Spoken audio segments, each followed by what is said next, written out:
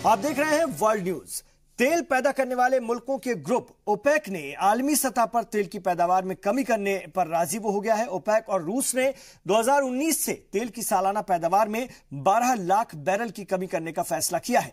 OPEC ने तेल की पैदावार में कमी करने का फैसला ऐसे वक्त में लिया है कि जब अमेरिकी सदर डोनाल्ड ट्रंप खाम तेल की कीमतें घटाने का दबाव बना रहे हैं।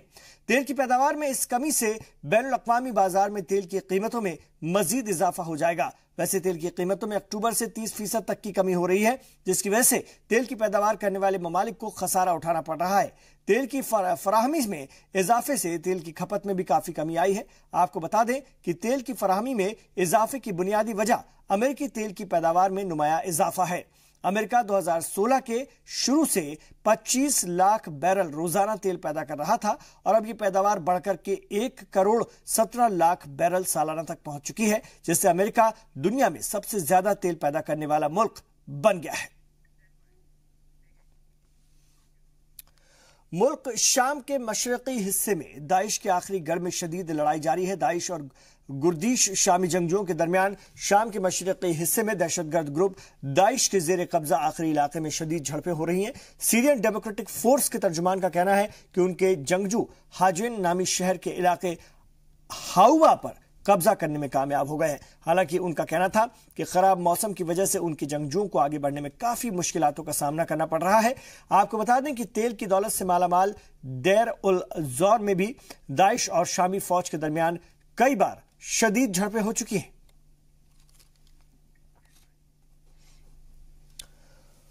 फलस्तीनी इलाके गाजा की पट्टी के मशरकी सरहद पर मुजाहरों के दौरान इस्राएली फौज की फायरिंग में दर्जनों फलस्तीनी जख्मी हो गए। मौसम खराब होने के बावजूद सैकड़ों फलस्तीनी सरहद पर जमा हुए और इस्राएल के खिलाफ शदीद एहतजाज किया।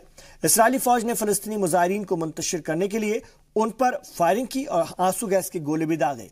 इस्राएली फौज के इस तशद्दुद में 33 फलस्तीनी शदीद तौर पर जख्मी हुए हैं। ऐन शाहिदीन का कहना है कि हजारों की तादाद में फलस्तीनी सरहद पर जमा हुए और गाजा की नाकाबंदी के खात्मे के लिए मुजाहरा किया। इस्राएली फौज ने मुजाहिरीन के खिलाफ ताकत का अंधाधुंध इस्तेमाल किया, जिसके नतीजे में दर्जनों अफराद जख्मी हो गए। आपको बता दें कि 30 मार्च 2018 से गाजा की सरहद पर जारी हफ्तेवार मुजाहरों में इस्राएली फौज की पुरतशद्दुद कार्रवाइयों के नतीजे में 175 फलस्तीनी शहीद और हजारों जख्मी हो चुके हैं। 4 साल कबल दाइश के हमले के पेश नजर अपने अहलो-अयाल के हमरा बगदाद हिजरत करने वाले हजारों अफराद गुज़िश्ता 11 महीने से अपने आबाई इलाकों में वापसी का इंतजार कर रहे हैं। 2014 में दाइश के बढ़ते खतरात के पेश नजर इराकी हुक्काम ने शहरियों से बगदाद मुंतकिल कर दिया था। बगदाद में मुहाजिरीन को आर्जी कैंपों में ठहराया गया, जिसमें कि तमाम बुनियादी सहूलत मौजूद थे, लेकिन वो इतने छोटे थे कि घर के सभी लोगों को उसमें रहना मुश्किल हो रहा था, खासा साबित हो रहा था।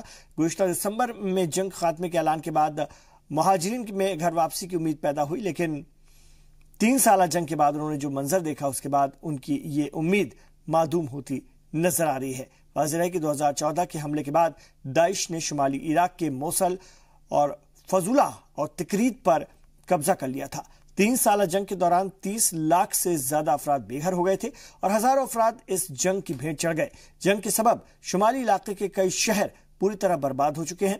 आबाई इलाकों का हाल देखने के बाद मुहाजिरीन ने वतन वापसी की उम्मीदें छोड़ दी हैं, लेकिन मुस्तकिल रोजगार और मकान न होने के सबब उन्हें अपना मुस्तकबिल तारीख नजर आ रहा है।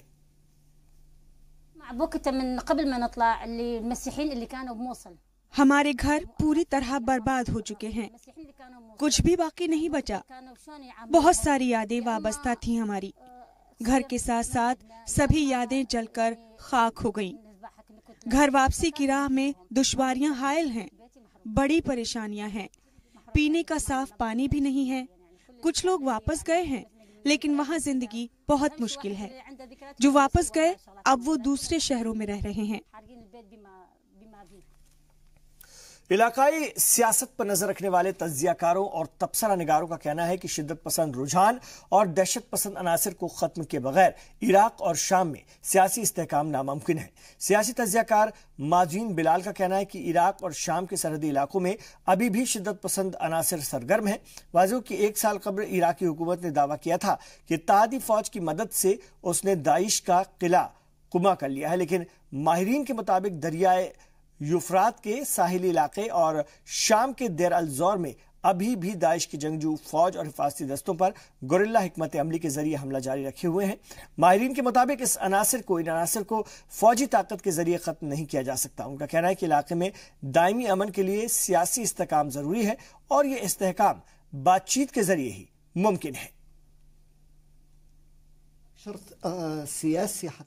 دہشت گردی کے خاتمے کے لیے استحکام ضروری ہے، خاص کر عراق اور شام کی سرحد پر، لیکن یہ دونوں علاقے غیر محفوظ ہیں۔ شدت پسند عناصر انفرادی سطح کے ساتھ ساتھ سیاسی اور فوجی سطح پر بھی اہم فریق بن چکے ہیں۔ روپوش اور بکھرے ہوئے شدت پسند تنظیموں کو فوجی طاقت کے ذریعے ختم نہیں کیا جا سکتا، یہ ناممکن ہے۔ مکمل طور سے ان کے خاتمے کے لیے سیاسی استحکام ضروری ہے۔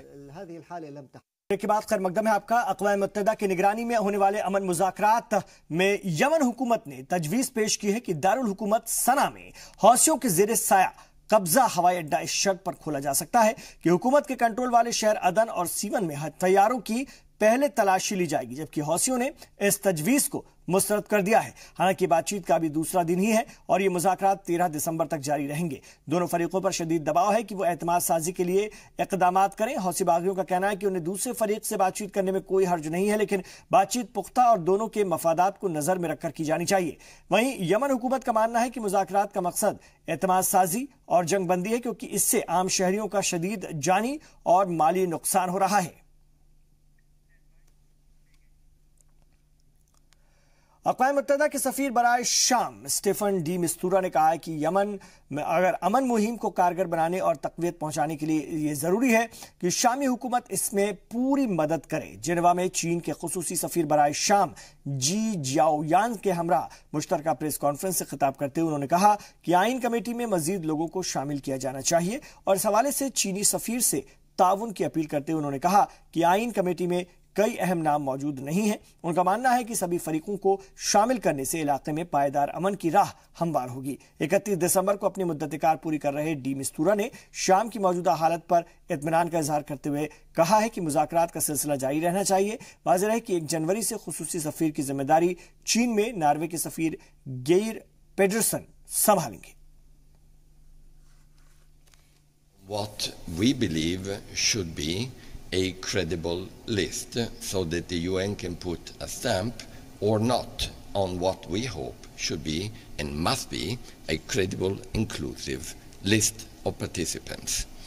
And I've been asking China, with its own excellent influence they have, and they are having contact with everyone, including the Syrian government, to help them to realize how historically important that decision is at this stage. Afghanistan کے حالات سدھرنے کا نام نہیں لے رہے ہیں۔ گزشتہ 10 دنوں کے دوران طالبان کے حملے میں سیکورٹی فورسز کے کئی جوان ہلاک ہوئے ہیں۔ شہری بھی ان حملوں کی زد میں آ رہے ہیں اور حملوں سے بچنے کے لیے لوگوں کو محفوظ مقامات کی تلاش کرنے پر مجبور ہونا پڑ رہا ہے۔ 2 سال قبل بین الاقوامی سطح پر عالمی شہرت حاصل کرنے والا مرتضی احمدی بھی انہی میں سے ایک ہے۔ 2016 میں اس کی ایک تصویر سوشل میڈیا پر زبردست طریقے سے وائرل ہوئی تھی اور اس کے بھائی نے اس کے لیے پلاسٹک بیگ کی مدد سے اسے فٹ بال سپر اسٹار لیونل میسی کی شکل دے دی۔ یہ جرسی ارجنٹینا کی قومی ٹیم اور میسی کے قلب بارسلونا کی تھی، اور خاص طور سے مرتضی کی جرسی کی بیک پر میسی کا نام اور روایتی نمبر 10 درج ہے۔ کچھ میں میسی کی تصویر بھی بنی ہوئی تھی۔ بعد میں میسی سے ہوئی ملاقات نے اسے عالمی پہچان دے دی، لیکن یہ شہرت اس کے گھر والوں کے لیے مصیبت کا باعث بن گئی ہے۔ غزنی صوبے میں رہنے والے مرتضی کا تعلق اقلیتی فرقے ہزارہ سے ہے اور گزشتہ کئی ماہ سے اس علاقے میں طالبان اور افغان فوج کے درمیان خونریز جنگ چھڑی ہوئی ہے۔ اس کی وجہ سے ہزاروں افراد گھر چھوڑ کر دور دراز کے علاقوں میں منتقل ہو گئے ہیں۔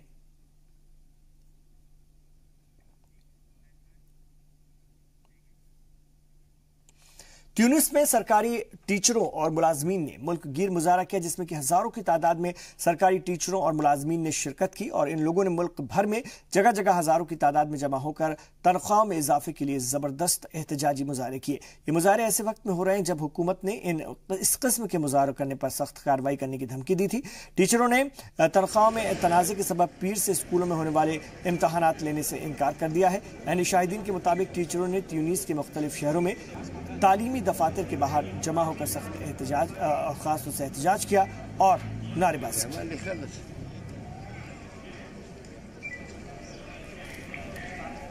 آئیے خبروں کے سفر کو اور آگے بڑھاتے ہیں۔ جرمنی کی برسر اقتدار کرسچین ڈیموکریٹک یونین پارٹی نے ایناگریٹ کریپ کیرن باور کو اپنا نیا لیڈر منتخب کیا ہے۔ کے 18 سالوں سے پارٹی کی سربراہ اور جرمنی کی موجودہ چانسلر اینجلا مارکل کی جگہ لیں گی۔ ہیمبرگ میں ہوئی ووٹنگ میں CDU پارٹی کی جنرل سیکرٹری ایناگریٹ کریمپ نے کروڑ پتی وکیل فیڈرک مرز کو ایک بہت نزدیکی مقابلے میں ہرا دیا۔ AKK کے نام سے مشہور ایناگریٹ نے 999 میں سے 517 ووٹ حاصل کیے۔ AKK اب ملک کی سب سے بڑی پارٹی کی سربراہ ہوں گی اور وہ جرمنی کی اگلی چانسلر بھی ہو سکتی ہیں۔ اپنے آبائی شہر سارلینڈ اور برلن میں بےحد مقبول AKK ایک سیدھی سادی انسان کے طور پر جانی جاتی ہیں اور انہیں ان کی سیاسی مہارت اور امن کی سفیر کے طور پر پہچانا جاتا ہے۔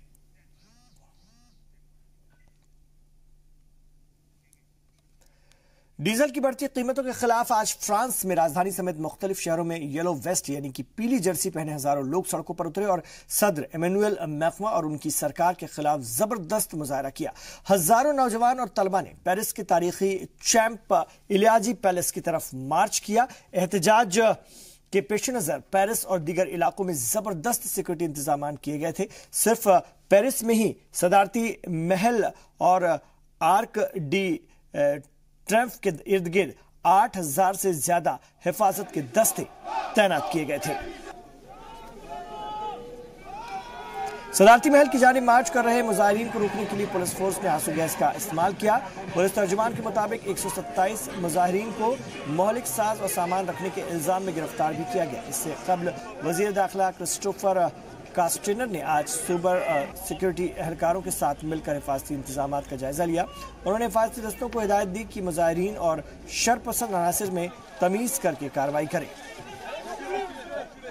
امریکی صدر ڈونلڈ ٹرمپ کا ماننا ہے کہ محکمہ خارجہ کی ترجمان ہیتھر کو اقوام متحدہ میں امریکی موقف کی بھرپور طریقے سے نمائندگی وہ کریں گی اور ان کی نامزدگی کے فیصلے کو صحیح ٹھہراتے ہوئے انہوں نے کہا کہ انہیں پوری امید ہے کہ سینیٹ کو ان کی تقرری سے کوئی اعتراض نہیں ہوگا اور ان کی تقرری کی توثیق کر دی جائے گی۔ واضح ہے کہ ہیتھر کی تعیناتی امریکی سینیٹ کی توثیق سے مشروط ہے اور ہیتھر کو سفارتکاری اور سیاسی معاملات کا کوئی تجربہ نہ ہونے کی وجہ سے انہیں توثیق کے عمل کے دوران سینیٹرز کے سخت سوالات کا سامنا کرنا پڑ سکتا ہے۔ ہیتھر کی نامزدگی کی خبر وائٹ ہاؤس کے ذرائع سے حاصل ہوئی لیکن امریکی محکمہ خارجہ اور وائٹ ہاؤس نے اس پر ابھی بات کرنے سے انکار کیا ہے۔ 48 برس کی ہیتھر نواریٹ ماضی میں صحافی رہی ہیں۔ انہیں اپریل 2017 میں ٹرمپ حکومت نے محکمہ خارجہ کی ترجمان مقرر کیا تھا اور رواں سال کے آغاز میں نواریٹ کو قائم مقام معاون وزیر خارجہ کی ذمہ داری بھی سونپی گئی تھی۔ بھونیشور میں کھیلے جا رہے مردوں کی عالمی ہاکی ٹورنامنٹ میں انگلینڈ نے آئرلینڈ کو ہرا کر کوارٹر فائنل میں جگہ بنا لی ہے۔ گروپ بی کے مقابلے میں انگلینڈ نے آئرلینڈ کو 4 کے مقابلے 2 گول سے شکست دی۔ پہلے کوارٹر فائنل میں ڈیوڈ کارنن نے گول کیا اور انگلینڈ کو سبقت دلائی۔ تیسرے کوارٹر میں فائنل میں انگلینڈ نے 2 اور گول کر کے اپنی پوزیشن مضبوط کر لی۔ میچ کی جیت سے خوش انگلش ٹیم کے کپتان فل روپر نے کہا کہ کھلاڑیوں نے میچ کے لیے بنائی گئی اسٹریٹجی پر پوری طرح عمل کیا۔ آئرش ٹیم کے کوچ الیگزینڈر کراکس نے کھلاڑیوں کی تنقید کرتے ہوئے کہا کہ فارورڈ لائن ملے موقعوں کا صحیح طریقے سے فائدہ نہیں اٹھا پائی اور آخری لیگ مقابلے میں انگلینڈ کا مقابلہ نیوزی لینڈ سے ہوگا۔ تو ان تمام خبروں پر ہماری نظر بڑی ہوئی ہے۔ آپ رہیے زی سلام کے ساتھ۔